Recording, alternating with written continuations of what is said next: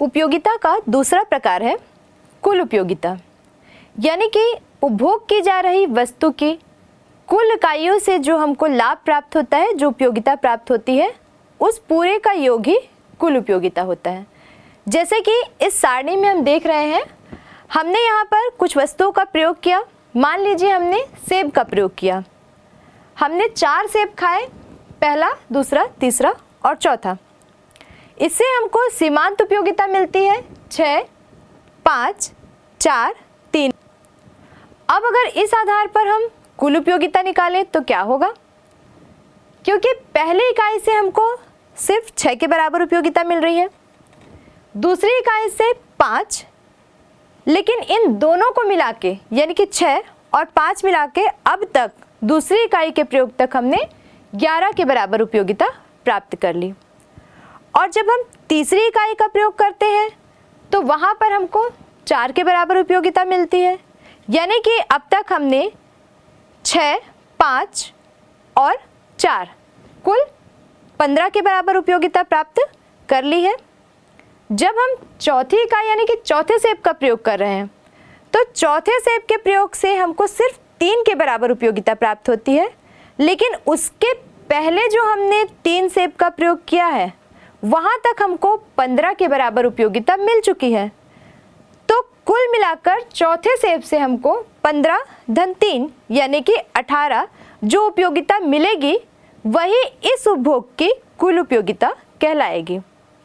बच्चों, हमने अब तक जाना कि कुल उपयोगिता क्या है और सीमांत उपयोगिता क्या है। आइए अब देखते हैं कि कुल उपयोगिता और सीमांत उपयोगिता के बीच क्या संबंध है। तो कुल उपयोगिता और सीमांत उपयोगिता के बीच संबंधों को जानने के लिए हम एक सारणी और उसके आधार पर एक ग्राफ का निर्माण करेंगे। इस सारणी में आप देख रहे हैं इसके 4 कॉलम हैं। पहले कॉलम में हम जिन इकाइयों का उपभोग करने वाले हैं उनको लिखते जाएंगे। दूसरे कॉलम में हम उन इकाइयों से प्राप्त होने वाली सीमांत उपयोगिता को लिखेंगे। तीसरे कॉलम में आप देख रहे हैं उपभोग की गई इकाई से प्राप्त कुल उपयोगिता को लिखेंगे और चौथे कॉलम में हम विशेष यानी कि उनमें क्या संबंध है ये लिखेंगे। तो चलिए देखते हैं। उदाहरण के तौर पर हम किसी भी वस्तु की पहली इकाई का उपभोग अगर करते हैं तो जैसा कि मैंने आपको पहले बताया है कि सीमांत उपयोगिता के अंतर्गत क्या होता है, उपयोग की गई वस्तु की हर अगली इकाई से प्राप्त होने वाली उपयोगिता घटती जाती है। तो जैसे कि आप यहाँ पे देख रहे हैं, जब हम पहली इकाई का उपयोग कर रहे हैं तो उससे हमको 10 के बराबर सीमांत उपयोगिता प्राप्त हो रही है।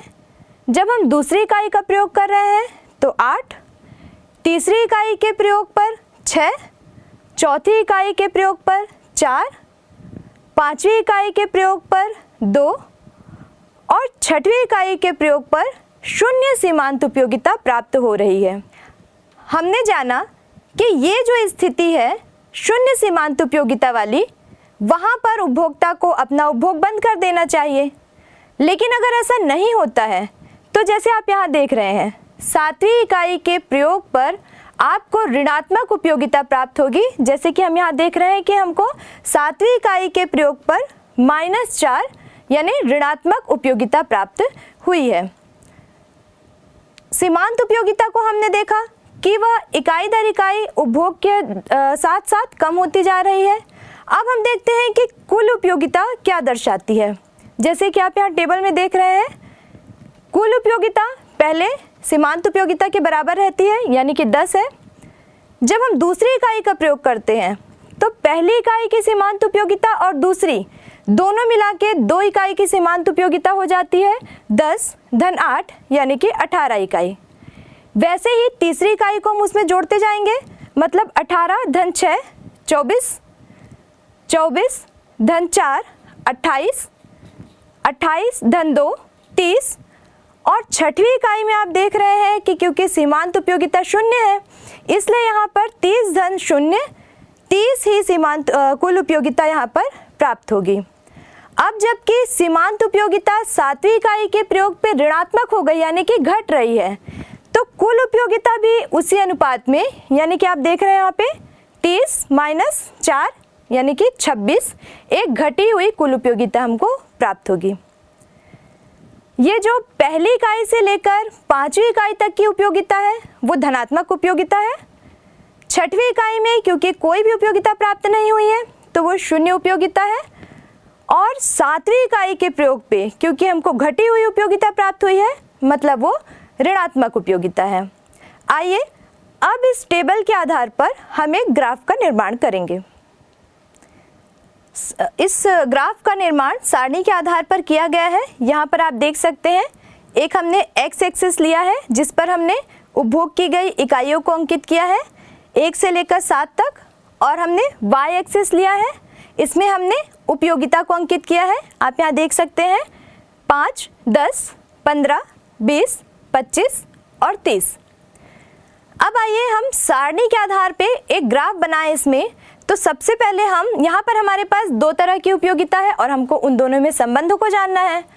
तो जब हम सीमांत उपयोगिता का ग्राफ बनाएंगे तो वो कैसा रहेगा? अगर आप सारणी का अवलोकन करेंगे तो आप देखते हैं जब हमने पहली इकाई का प्रयोग किया तो उससे हमको 10 के बराबर उपयोगिता प्राप्त हुई, दूसरी इकाई के प्रयोग से 8, तीसरी के प्रयोग से 6, चौथी के प्रयोग से 4, 5वीं के प्रयोग से 2, 6वीं के प्रयोग से 0, और जब हमने 7वीं इकाई का प्रयोग किया तो आपने जाना कि वो ऋणात्मक उपयोगिता प्राप्त हुई। तो वो वाई एक्सिस से नीचे वो घटती हुई ऋणात्मक उपयोगिता यहाँ पे हमको दिख रही है।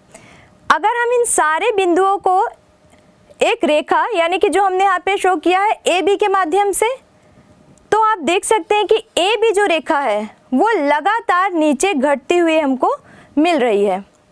अब इसी ग्राफ में अगर हम कुल उपयोगिता को प्रदर्शित करें तो कैसा ग्राफ बनता है, आइए देखते हैं। आपने टेबल में देखा जब हम पहली इकाई का प्रयोग करते हैं तो हमको 10 के बराबर उपयोगिता मिली, जब हम दूसरी इकाई का प्रयोग करते हैं तो 18, तीसरी इकाई के प्रयोग पर 24, चौथी इकाई के प्रयोग पर 28, 5वीं इकाई के प्रयोग पे 30, और क्योंकि 6वीं इकाई के प्रयोग पे भी हमको 30 ही उपयोगिता प्राप्त हुई है तो वो भी 30 रहेगा।